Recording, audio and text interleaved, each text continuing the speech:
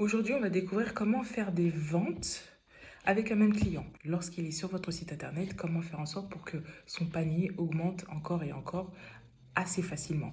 Donc la première solution, c'est l'upsell. On va utiliser beaucoup d'anglicismes. L'upsell, c'est un produit plus cher qui va être ajouté, en tout cas qui va être proposé au client. Par exemple, si le client achète un pack de 2 shampoings, vous lui proposez un pack de 5 shampoings, donc il pourra soit remplacer le produit existant par votre suggestion, soit l'ajouter au panier.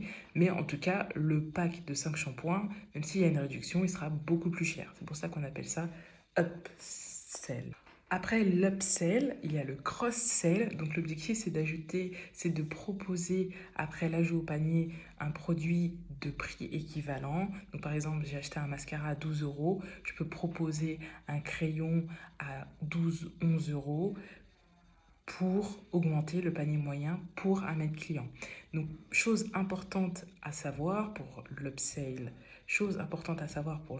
le cross-sell et le dernier, c'est qu'il faut que ce soit des produits qui correspondent à la cible.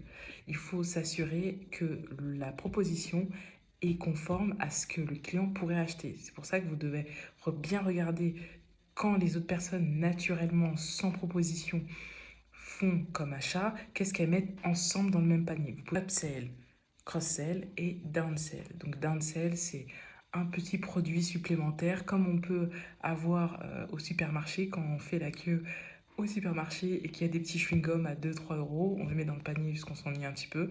Donc voilà, ça c'est un peu du downsell.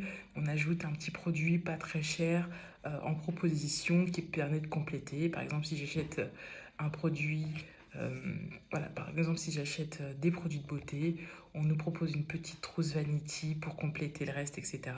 Voilà, le downsell a un prix inférieur au produit qui est ajouté au panier. Mais rappel, il faut vraiment que les produits, que ce soit en up, en cross, en down, correspondent à ce que le client pourrait potentiellement acheter si on ne lui faisait pas la proposition. Sinon, il ne va pas comprendre pourquoi on lui fait ce genre de proposition et ça va créer une friction sur le parcours client et il risque d'abandonner presque tout le panier. Donc faites bien attention à ça. Mais lorsque c'est bien fait, c'est une très bonne stratégie pour augmenter le panier moyen sans trop d'efforts et sans devoir dépenser un max d'argent dans l'acquisition client. Donc voilà, je vous remercie et à bientôt.